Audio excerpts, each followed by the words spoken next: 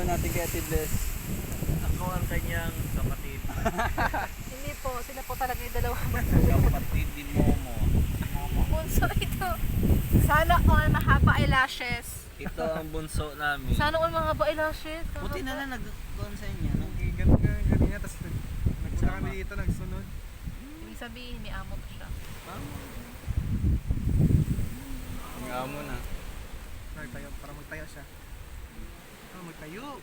Mom! Mama! Hindi Mami. tayo Tigas ang jaw niyo. pwede. Baka man Joe niya dito. Joe. Palaya siya kang nguya. Mag-init. Init na rin. Pangit. Kaya kalakin dito niya. Yan ang masarap. Kainin. Bone marrow.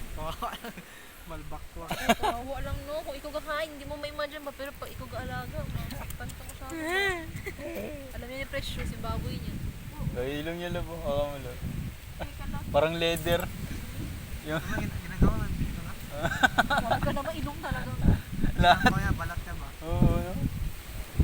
Ang balat niya Kasi pwede mga din snake, maging gamit. mga crocodile.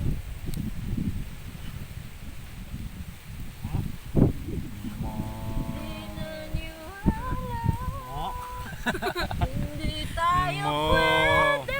Buko siya. Mo.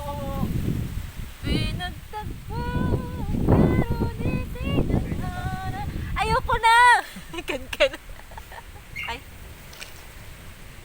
Ano yung job sa kanya? Kanya ka? Sa inyo ito ka?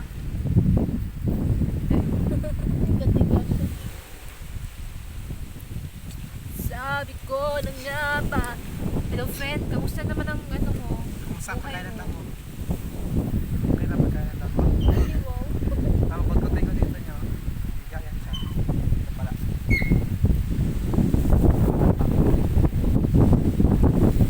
Hindi tayo pwede. Itlog yun. Parang gusto ko siya magbigaan doon. Gani, para siyang unan. Pinagtagpo, pero di tinadhana. Bigyan lang siya magtayo.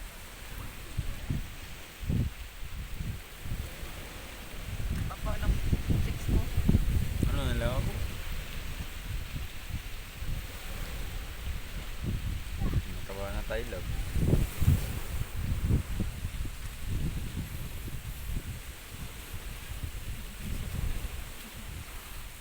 Hindi naman yung hangin sa ilong. Putik, may gagamba.